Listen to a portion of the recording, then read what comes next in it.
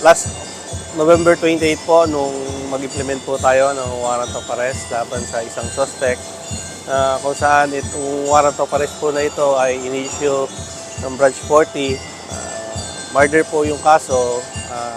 Sinampa po ito ng Laur Police Station laban sa suspect.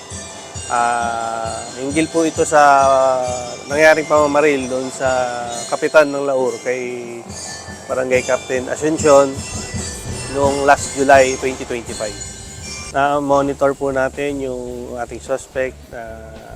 May kinakasama po kasi ito dito sa Barangay Poblacion South, kung saan under monitoring na po siya mula nung lumabas yung kanyang warrant noong November 11.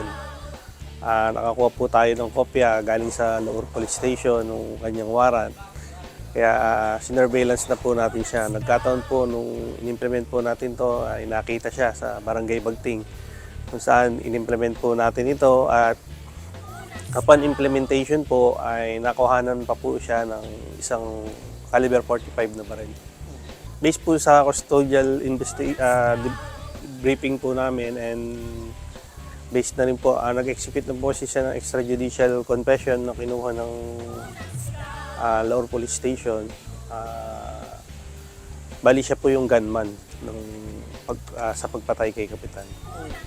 Based po dun sa kanyang revelation, siya po ay inalok ng 150,000 ng mastermind para itumba si Kapitan.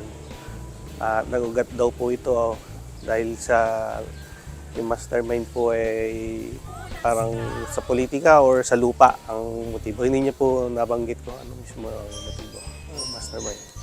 No-joke lang or nasilaw siya sa pera na inalok ng ano. Hinire po kasi siyang bodyguard ditong ano. Yung rider po, yun po yung kasalukuyang tinatrack po natin. Wala po tayong information. Ang huling alam niya po, nagtatago na yung rider. Hindi na rin po namin makontak kasi yung rider.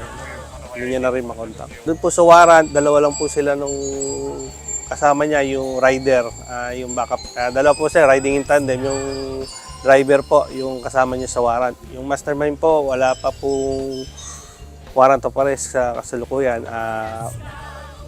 Magbabase po yung ano nun sa Laur kung i-amend po nila yung kaso dun sa pagpatay kay Kapitan para po malabasan din po ng warrant of arrest yung mastermind. Continuous pa po yung investigation ng Laur Police Station para po dun sa ikakaso nila doon sa mastermind.